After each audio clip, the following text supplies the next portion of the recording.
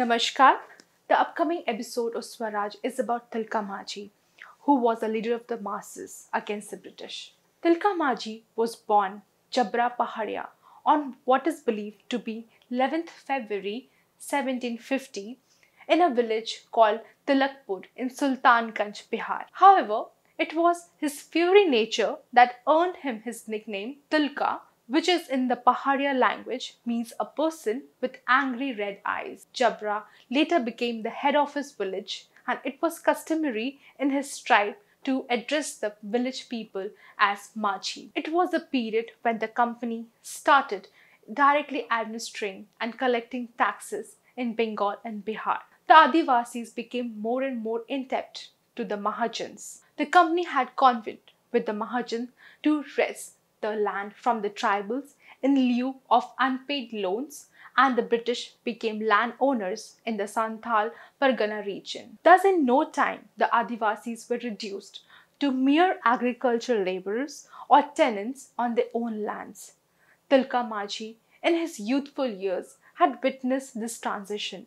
Around 1770, Tilka was already addressing and mobilizing people in small gatherings in Bhagalpur, urging them to oppose the company's rule and to rise above the division of caste and tribe to reclaim what was theirs. Resentment against the British was building, and Tilka looted the company's treasury at Bhagalpur, the district capital where the treasury was located, overpowered the guards and distributed the spoils among the peasants and his tribesmen, who were reeling under the double whammy of the famine and forceful collection of taxes by the company.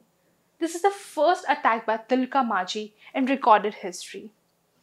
Immediately, Tilka gained the respect of his people. British dispatched an 800-strong force led by Captain Brooke to capture Tilka and quell his revolt. The force unleashed atrocities on the Santhals but failed to capture Tilka. In 1778, the Adivasis united under of a 28-year-old Tilka Manjhi, and they attacked the regiment of the company stationed in the Ramgarh cantonment. The tribal force was so fired up that their traditional weapons outdid the rifles of the company's soldiers. As a result, the British fled the cantonment, realizing that it was difficult to fight with the Adivasis. August Cleveland, a shrewd British diplomat who knew Santhali, was appointed to deal with the situation. Many Adivasis were given tax exemption and were offered jobs. Tilka was also offered a job in the hill force raised by Cleveland, as well as the exemptions granted to the chiefs and their tribes. However, Tilka understood the real intentions of the British, so he resisted these enticements. He still had the support and love of the people and worked tirelessly to strengthen Adivasis' unity for the final showdown with Cleveland. Tilka sent messages on sour leaves to tribal groups that had not yet accepted British authority, asking them to unite to save their lands. This had the desired effect, and he was able to rally massive support among his people.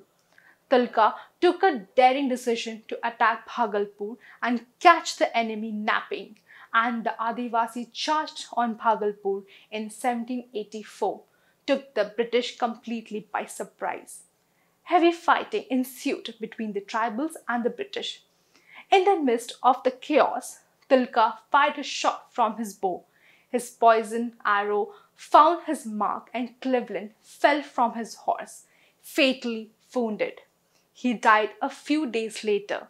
Having dealt a major blow to the British morale, Tilka Manjhi and his comrades retired to the safety of the jungle, largely unarmed. Tilka fled into the forests of his homeland, Sultangunj, and continued to wage guerrilla warfare from the safety of the forest against the British. However, the British effectively blocked all the supply routes to Tilka and his men. Eventually, Tilka had no option but to engage with the British.